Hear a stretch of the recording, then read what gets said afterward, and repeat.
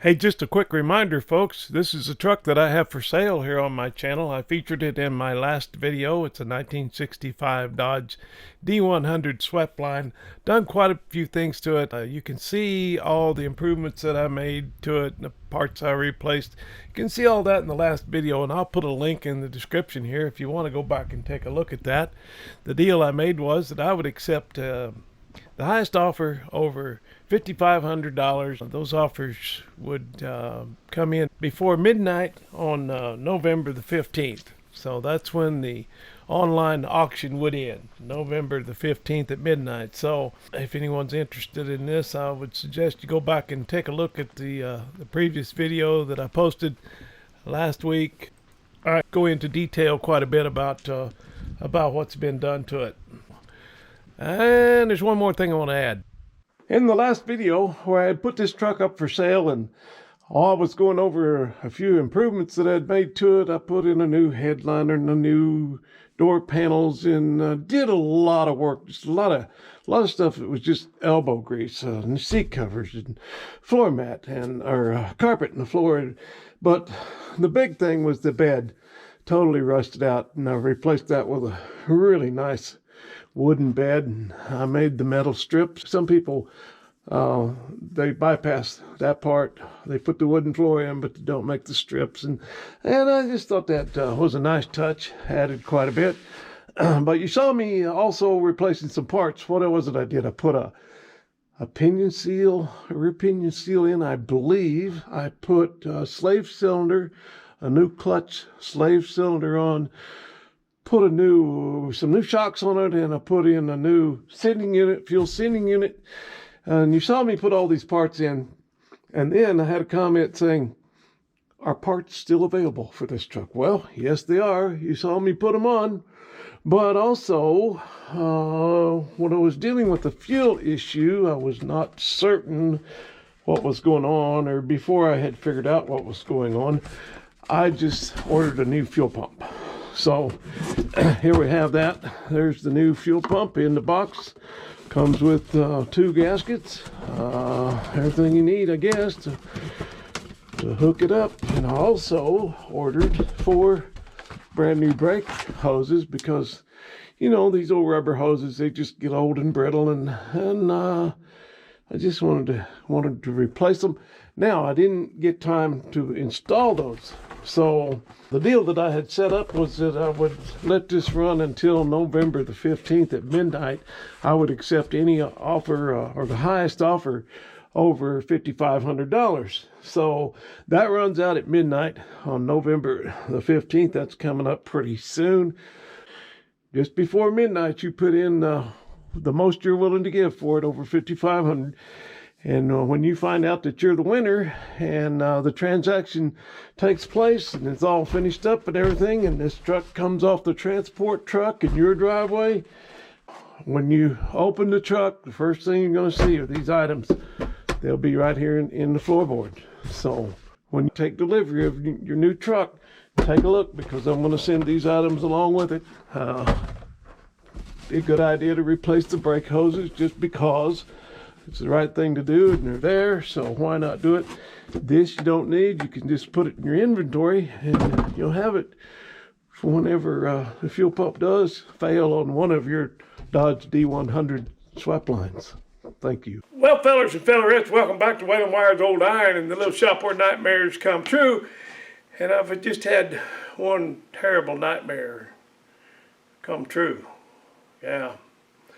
You know, I always felt like this V12, like it ran a little rough. Just something didn't sound quite right to me. And I thought, well, it's just this old exhaust. You can't really hear, you know, everything just exactly right, because that exhaust is so messed up and so open. And you couldn't really tell if one cylinder was missing a little bit. But I ran a compression check on it, and, well, let's look at what I found. I do believe my pants are on fire. Looks like my chair's on fire. I believe my table's on fire. Oops!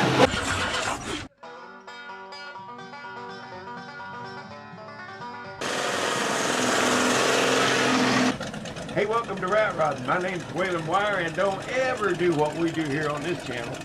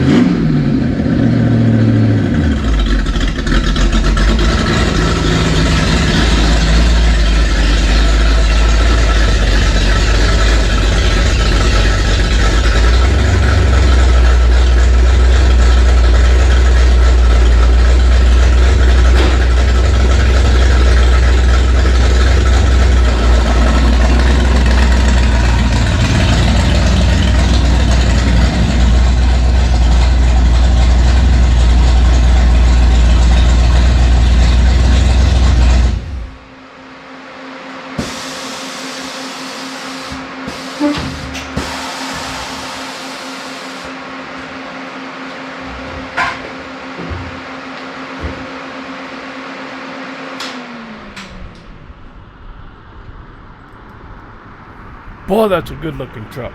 Oops, sorry, got distracted. Squirrel!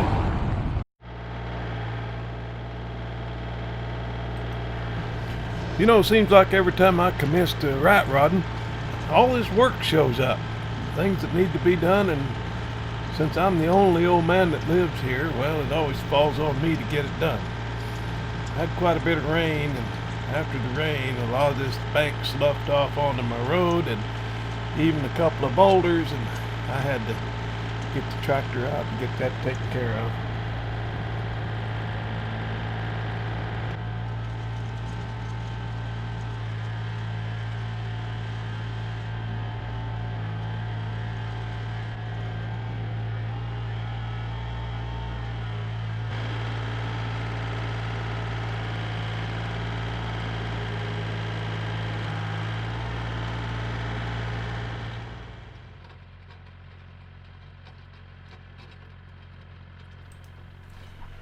I have to clean that up before it freezes, because if I don't, well, then I'll have these big lumps in my road when I start to plow snow, and that's going to be pretty tough with the blade. I just won't work out real good, so got to get it cleaned up, you know what I mean?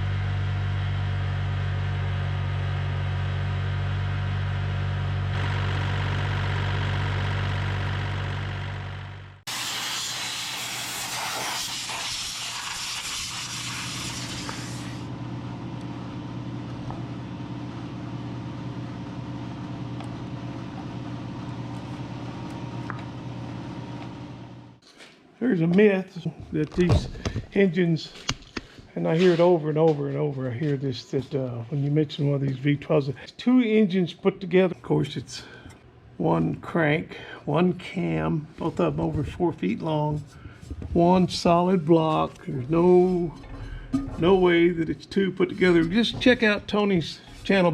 Some people get the idea that it's 2 engines.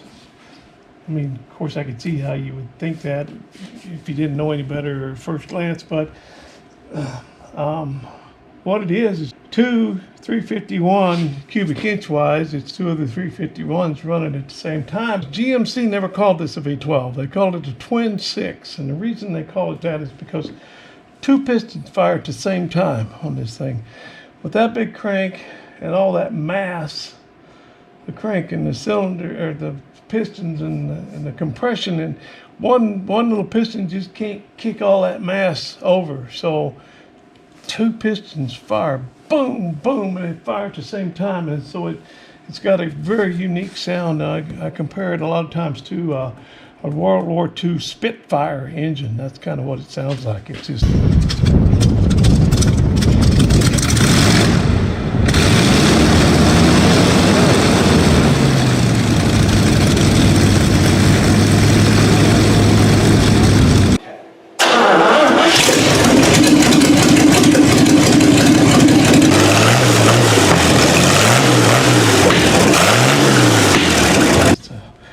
a very, very unique sound. And even the V8 version of this has got a unique sound. Yes, GMC made a V8, and a lot of people don't know that, and I didn't know it for years and years. First time I saw one was on YouTube, and what is it, 637 cubic inch, I think.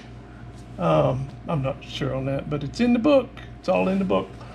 So yeah, that's what replaced this engine when they took this engine out of production.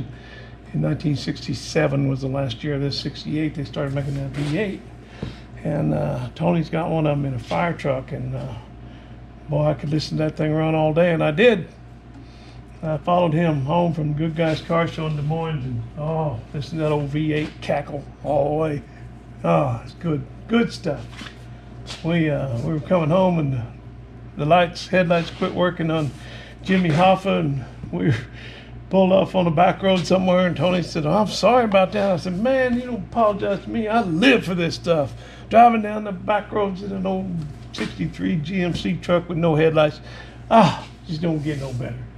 Yeah, I know I'm a twisted individual, but that's all right. Here's something kind of fun. Here's the firing order stamped in the intake, the forward intake. Actually, it's in both of them, but there you go. 1 4 9 8 5 2 11 10 3 6 7 12. Yeah, the way they do that, the way they make that thing fire two at the same time, is you've got one distributor shaft, but you got 2 distributors that run off of that shaft.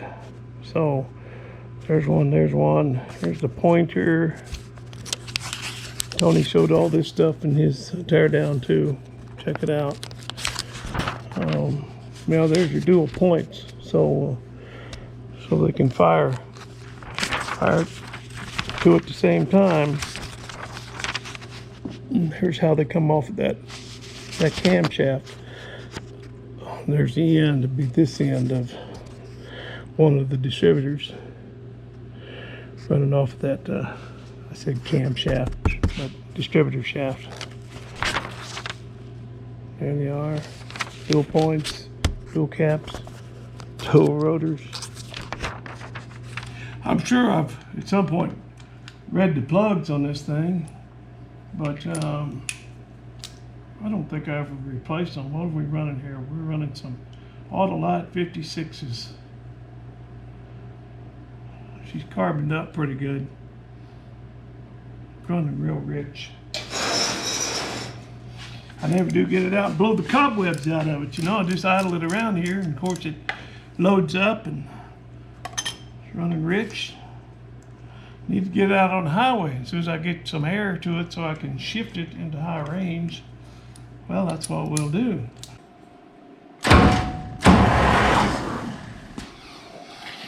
Okay, we got our setup here. Let's take a look at some compression. There it went. Ooh, 170 pounds. Well, it's obvious at this point that I was feeling really good about things.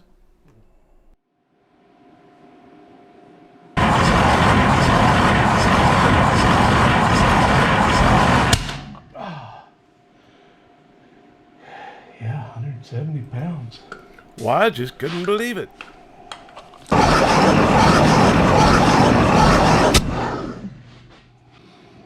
120.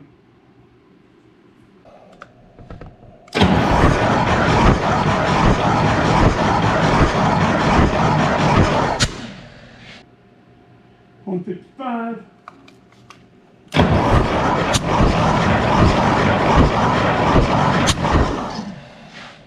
$150.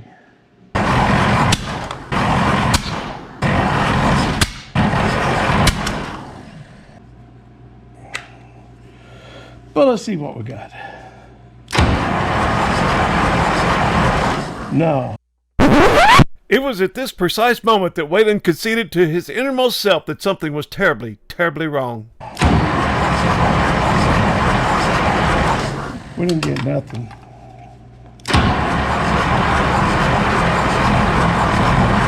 Either that or I've got a dead hole.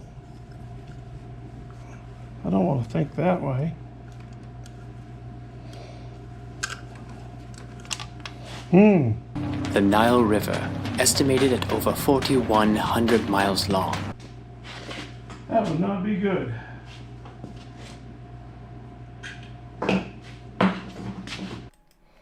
Okay, there are multiple things going wrong at the same time here. First of all, old Waylon is in such great denial that he thinks he's not getting a good seal on that plug hole with the compression tester. So he pulls the carburetor off to get a better angle on that push-in tester. And at the same time, the GoPro decides to no longer take video. It just takes a picture. But the audio quality is fantastic. Well, I haven't checked it yet. I just pulled that carburetor off. And as painful as it may be, we need to know the truth. So let's get to the truth.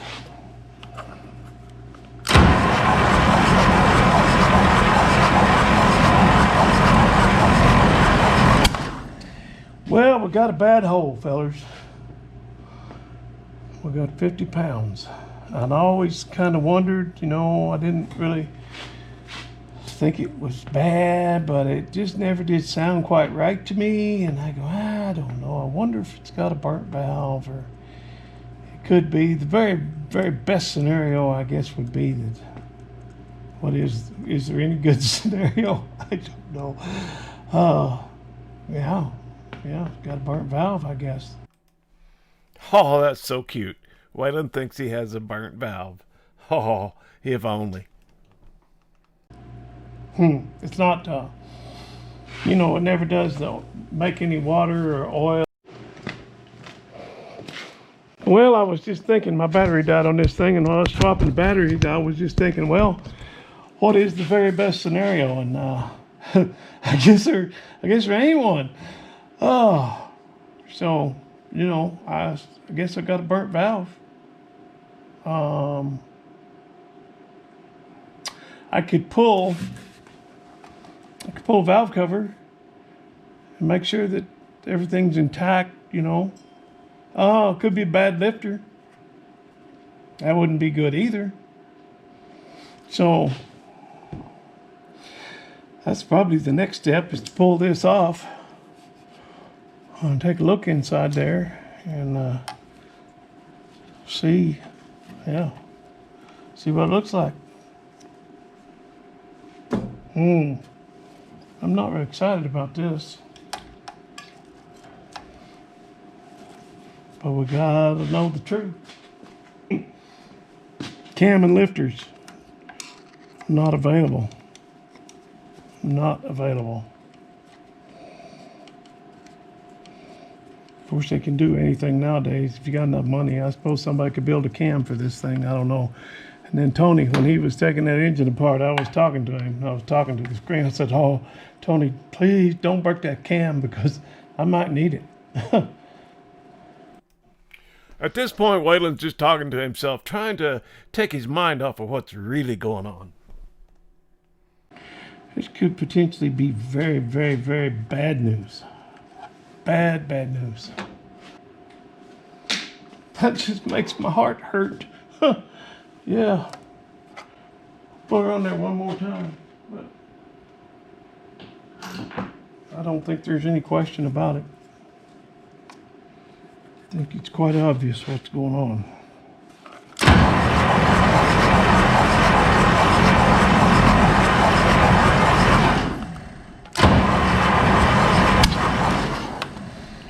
£50.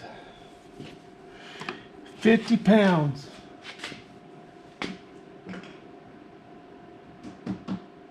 But I wouldn't even have that much if it was a bad lifter or a flat lobe. I wouldn't have anything, would I? I don't know. That looks good.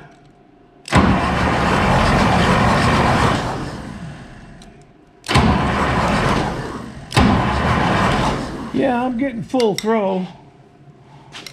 So I don't think I got a flat cam. I don't think I got a bad lifter.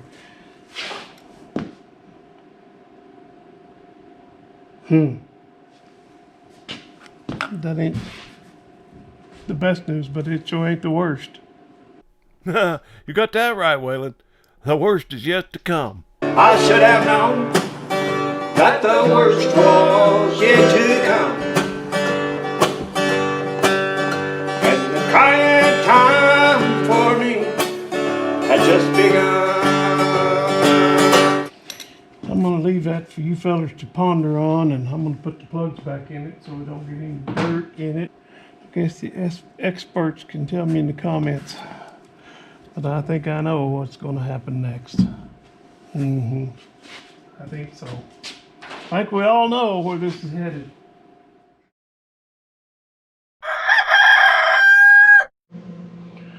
Okay, 'tis the next day. I was kind of tired last night when I shut this thing down. I had to go get something to eat because my little 4-year-old granddaughter was here yesterday and she said she had to go because her belly was hungry. Well, my belly got hungry last night, so I shut this thing down. But just thinking about it today, kind of recap where we're at here. What we do know is we know that we don't have a flat cam lobe. And we know we don't have a bad lifter. And we know we don't have any broken valve springs. All these have the same travel. I measured it. Same as these. So this is the bad cylinder here. So I don't think I'll be able to tell anything, but I was going to stick the Borescope in there and take a peek around, but I don't think I'll learn anything. Really, Waylon? Can't learn anything? So no flat cam, no bad lifter, no broken spring. What's it going to be? Broken ring or a burnt valve? That would be the best scenario, I guess, is a burnt valve.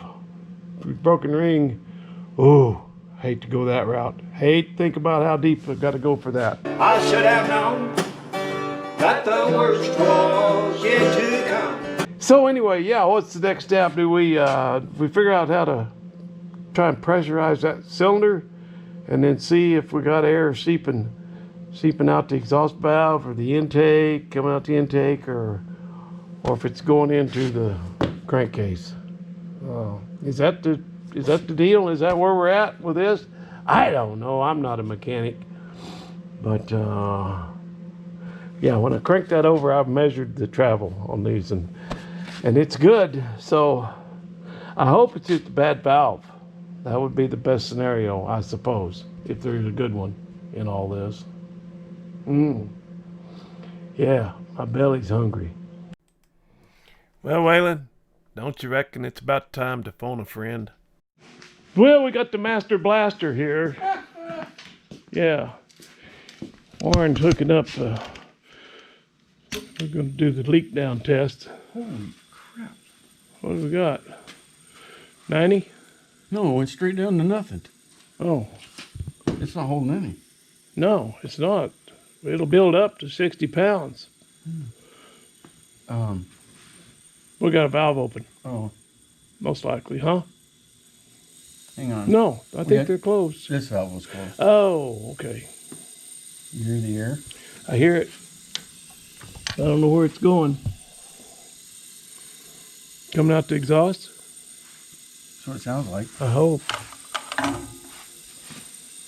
How's your hearing? Huh? How's your hearing? You hear it dancing. What are you looking for? Oh, duh. There's a way there.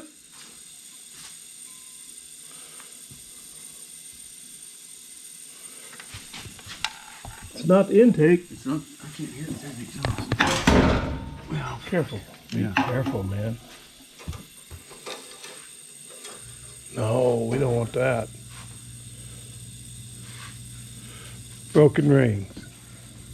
Let me hear it. Dang it! Man, that's not what I wanted to hear. Oh, sometimes the truth really hurts.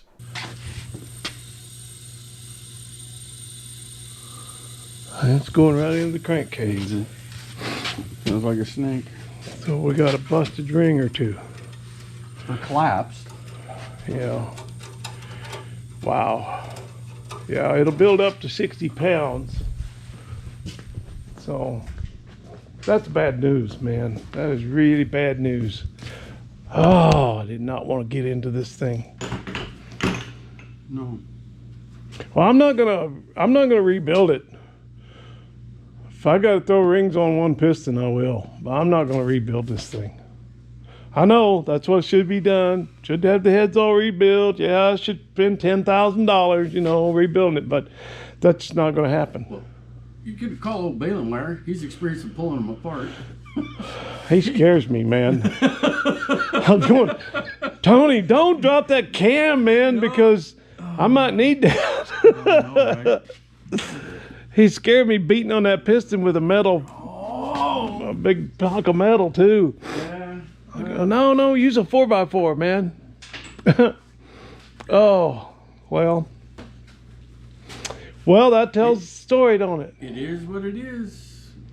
It might be just a collapsed ring, if stuck ring. Could build up. Yeah, try. Because I never have got this thing out and drove. All I've done is just idle it around. And then once It's done, the farthest it's been to my mailbox and back. Right.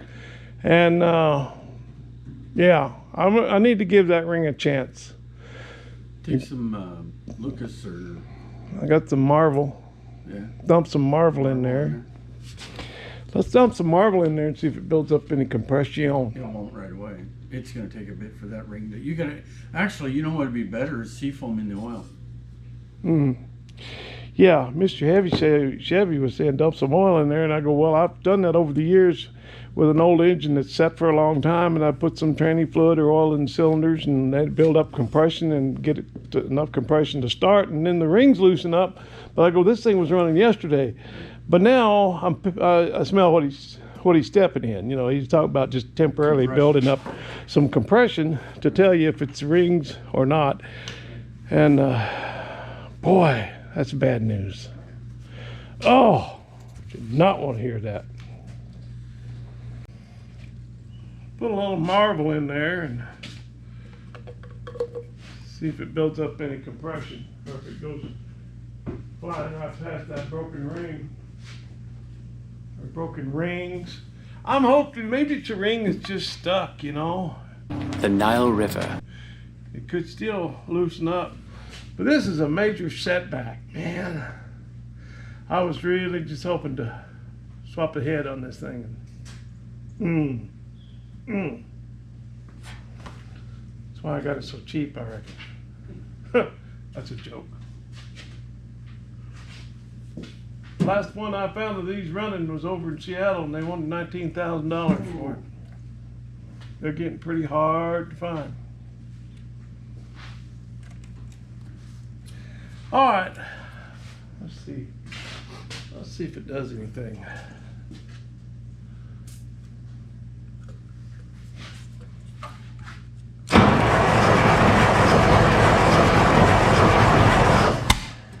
160 pounds. It's a ring.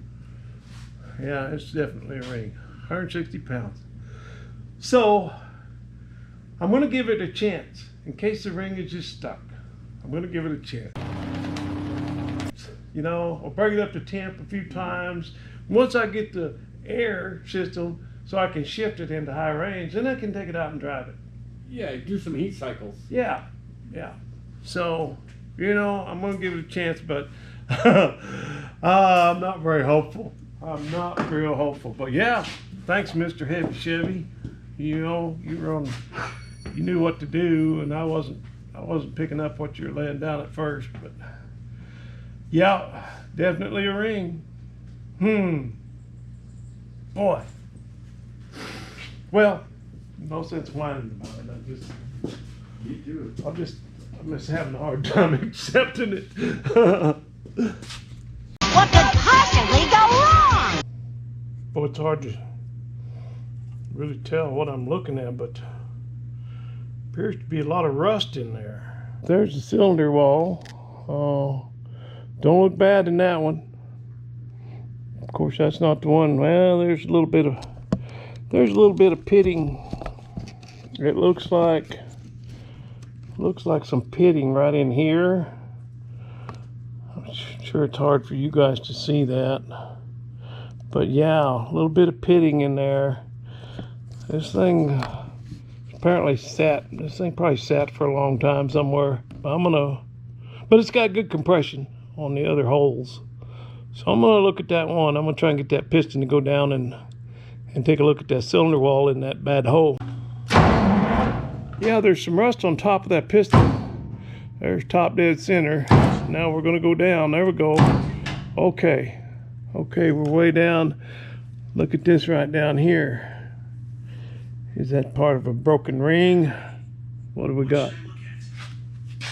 Shut up. My phone's trying to talk to me over here. I ain't talking to you. Huh. What is that little... Oh, that's just probably some little bit of chip of rust that's sliding around in there because I put some oil in that cylinder. So, okay, we're down pretty much all the way right there. Go around that cylinder. It don't look too bad. It's just some stuff that I put in there that's kind of picked up some chips. There's some pitting right there. As you can see right down in here. There's some pitting in there. I think that could be, no, you know what? That could be still just some chips coming off the top of that. See all that stuff on top of the piston? Little rust chips. I think that's what's stuck on that cylinder wall. I will run it up and down a few times, but I don't see any major scarring like that, like a ring that's just chewed up and ate up that cylinder. I'm not seeing that. So let's pull it up here to the top. Run that piston up and down a couple of times. There we go. There's top dead center. We just hit it. Now we're going to on our way back down to clean that up. There's valve up. Oh, that valve don't look good, does it? I don't think that valve looks very good. But this is the part, I think this is the part where it seats right here. Boy, you can see a lot with that scope, can't you? This is a little old cheap Borescope that was sent to me. And it's way better than that one I bought from Napa a couple of years earlier and paid a whole bunch of money for it.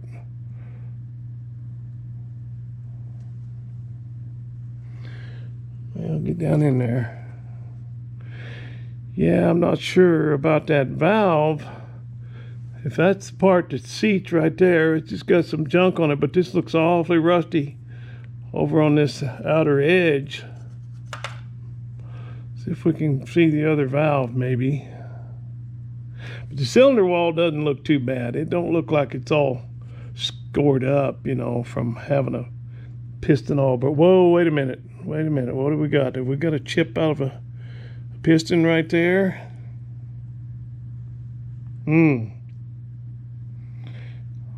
think we got a broken piston. Look at that. Yeah, I think that's a broken piston. Got a big old chunk out of the side of it, I think. Why is it not all scored up?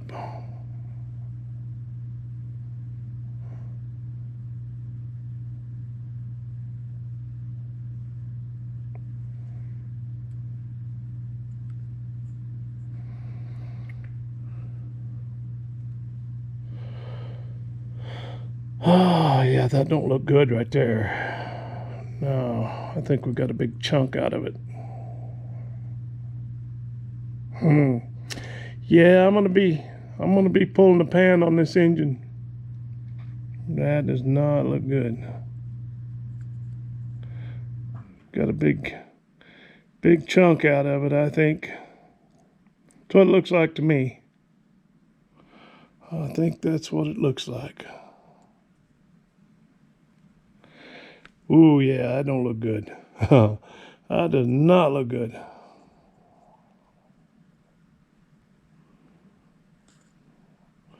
Not sure what I'm looking at right there. What is that? I don't know. I don't have enough hands to hold this and do everything I need to do. Oh well, you see that don't look good. So I guess that's where this story ends. All right, boys and girls, that's going to do it for this video. Obviously, not my best work, but it is what it is. Hey, I would like to take a moment to remind you that the new Luke Palioka calendars are out. These are calendars made by a friend of mine up in Maine, and he hand draws every one of these, and they got some really cool pictures in there. Well, I think that's where he's a ski instructor. But anyway, that's not what this calendar's about. It's about old iron and classic cars, and he picks a few cars every year. He had a 63 Impala on there one year. Last year, I think it wasn't exactly, I mean, it wasn't meant to be a drawing of my car, but it happened to be pretty close. There we got a 55 Chevy step side, and yeah, he does all these drawings with pencil. That just amazes me. So, oh, there's the Impala. Yeah, 63 Impala SS. Yeah, not my car per se, but a nice car. Anyway, I really enjoy these calendars. I get one of them every year, and you can get one too. Right here, I'm going to put his information. He's got on the back, he's got his Lead Sled Arts, and it's easy. It's leadsledart@gmail.com, and there's his phone number. But you can shoot him an email, and he'll get one of these in the mail to you. You can find out all the details from my friend Luke over at Lead Sled Art. Okay. I don't know what else to say about this old truck, this engine. Very disappointing. But you know, it's just iron. It's just iron, man, and we'll deal with it. You can always deal with it. So it's not a rabbit hole I wanted to go down, but that's the way life is. And this ain't no big deal, you know. I mean, nobody got hurt. We didn't set nothing on fire. Nothing fell off the lift. It's okay. It's just one of them things, disappointing things. But you know, all these things can be conquered with time and money. So anyway, yeah, what I was going to say is, I'm not going to tear into it right now because I want to continue on working with this truck. I've got confidence enough in it that it's going to run, and it's going to be a running engine, and it's going to be a driver, and I feel strongly enough about that to move forward with the rest of the project. And my next step is to try and get some air on this thing. First of all, I need air, just a little bit of air to shift it from low range into high range, and that's all there is to it. And that don't take very much air, but I also need quite a volume of air to blow that horn, that ship's whistle that came off a submarine. And so that's all fun stuff. And then there's some design work that I want to do with it, and that's all coming up. But so I'm not going to let this stop me. But what I started to say is I'm not going to get into that engine right now, because throughout the winter, as I'm doing other things on this truck, I want to be able to move it around. I want to be able to put it on the lift and take it off and drive it from one bay to the other, or park it outside if I got something else coming in, whatever. So I'm not going to tear that engine down. It's been running ever since I've had it with a dead hole. So I guess it'll run a couple more months that way. And then as spring comes around and we start progressing with this thing, well, we'll figure it out and get it running right. So there's that. Thanks so much for tuning in and watching my little old video. It means a lot to me. I appreciate all the loyal subscribers here. There's guys been coming back and watching this channel for 15 years, and man, that means a lot to me. So as always, we'll see you soon right back here on Wailing Wires Old Iron. And until we do, I sure do appreciate you. All right, thanks, guys.